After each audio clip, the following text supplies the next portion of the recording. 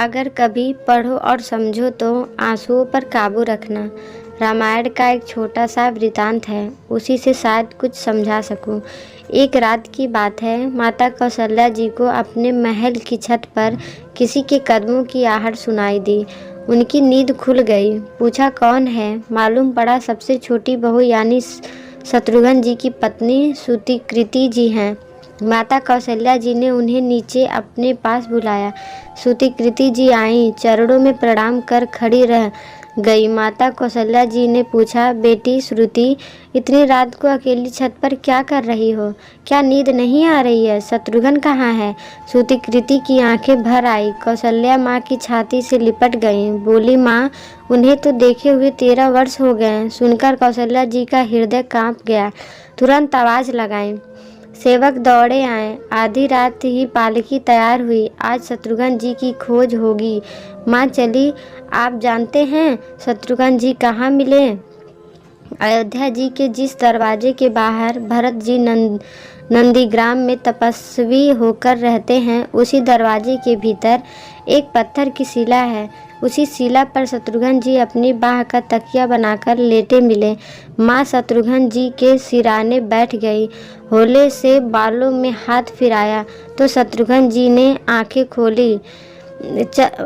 माँ उठे, चरणों में गिरे। माँ, आपने आने का क्यों कष्ट किया? मुझे बुलवा लिया होता। माँ ने कहा, शत्रुघ्न यहाँ क्यों क्यों जी की रुलाई फूट पड़ी। बोले, माँ, भैया राम जी पिताजी की आज्ञा से वन चले गए।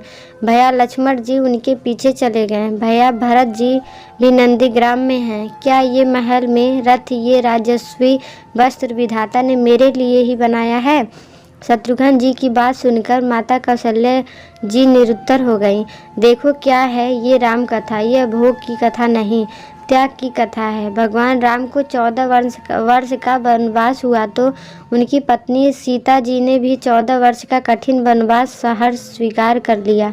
परंतु बचपन से ही बड़े भाई की सेवा में रहने वाले लक्ष्मण जी कैसे राम जी से दूर हो जाते? माता सुमित्रा से वन जाने की आज्ञा लेकर अपने पत्नी उर्मिला के कक्ष की ओर बढ़ रहे थे तो सोच रहे थे कि माँ ने तो आज्ञा दे दी, परंतु उर्मिला को कैसे समझाऊंगा, क्या बोलूँगा। उनसे यही सोचकर विचार करके लक्ष्मण जी जैसे ही अपने कक्ष में पहुँचे तो देखा कि उर्मिला जी हाथों में आरती का थाल लेके खड़ी थी। उर्मिला जी बोली, आप मेरी चिंता छोड़ प्रभु श्री राम की सेवा में वन को जाओ।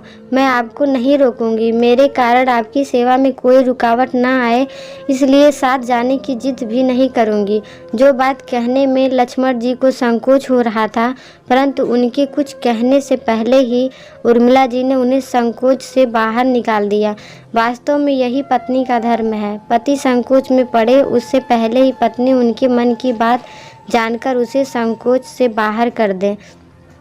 लक्ष्मण जी प्रभु श्री राम के साथ वन में चले गए, परंतु 14 वर्ष तक पत्नी उर्मिला ने एक तपस्विनी की भांति कठोर तप किया।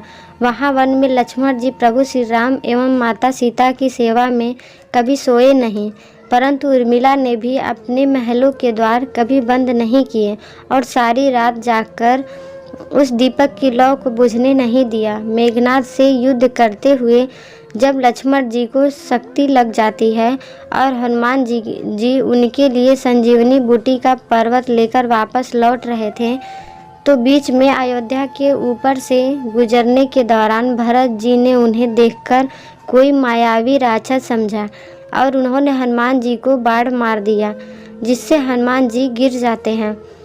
तब हनुमान जी सारा वृतांत सुनाते हैं कि सीता जी को रावण हर ले गया है, लक्ष्मण जी युद्ध में मूर्छित हो गए हैं। यह सुनते ही कौशल्या जी कहती हैं कि राम को कहना कि लक्ष्मण के बिना अयोध्या में पैर भी मत रखना, राम वन में ही रहें। माता सुमित्रा कहती हैं कि राम से कहना कि कोई बात नहीं, अभी शत्रुघ्न है, मैं उसे भेज दूंगी। मेरे दोनों पुत्र राम सेवा के लिए ही तो जन्मे हैं। माताओं का प्रेम देखकर हनुमान जी की आंखों से अश्रुधारा बह रही थी, परंतु जब उन्होंने उर्मिला जी को देखा तो सोचने लगे कि यह क्यों एकदम शांत और प्रसन्न खड़ी हैं। क्या इन्हें अपने पति के प्राणों की कोई चिंता नहीं? हनुमान जी पूछते हैं, देवी आपकी प्रसन्नता का क्या कारण है? आपके पति के प्राण संकट में हैं। सूर्य उदय होते ही कुल का दीपक बुझ जाएगा। उर्मिला जी का उत्तर सुनकर कोई भी प्राणी उनकी वंदना किए बिना नहीं रह पाएगा। उर्मिला बोली, मेरा दीपक संकट में नहीं है, वो बुझ ही नहीं सकता। रही बात सूर्योदय की, तो आप बेशक कुछ दिन अयोध्या में विश्राम कर लीजिए, क्योंकि आपके वहाँ पहुँचे बिना सूर्य उदित हो ही नहीं सकता। आपने कहा कि प्रभु श्री राम मेरे पति को अपनी गोद में लेकर बैठे हैं। जो योगेश्वर प्रभु श्री राम की गोद में लेटा हो, काल उसे छू भी नहीं सकता। यह तो वो दोनों लीला कर रहे हैं। मेरे पति जब से बन गए हैं तब से सोए नहीं हैं। उन्होंने न सोने का प्रण लिया था, इसलिए वे थोड़ी देर विश्राम कर रहे हैं। और जब भगवान की गोद मिल गई तो थोड़ा विश्राम ज़्यादा हो गया। वे उठ गए और शक्ति मेरे पति को लगी ही नहीं, शक्ति तो प्रभु श्री राम जी को लगी है। मेरे पति की हर श्वास में राम है, हर धड़कन में राम है, उनके रोम रोम में राम है, उनके खून की बूंद बूंद में राम है। और जब उनके शरीर और आत्मा में ही सिर्फ राम है, तो शक्ति राम जी को ही लगी, दर्द राम जी को ही हो रहा है। इसलिए हनुमान जी आप निश्चित होके जाएं, आपके वहाँ पहुँचे बिना सूर्य उदित नहीं होगा। राम राज्य की नींव राजा जनक जी की बेटियां ही की थी, कभी सीता तो कभी उर्मिला। भगवान राम ने तो केवल राम राज्य का कलश स्थापित किया, परंतु वास्तव में राम राज्य तो इन सबके प्रेम, त्याग, समर्पण और बलिदान से ही आया है।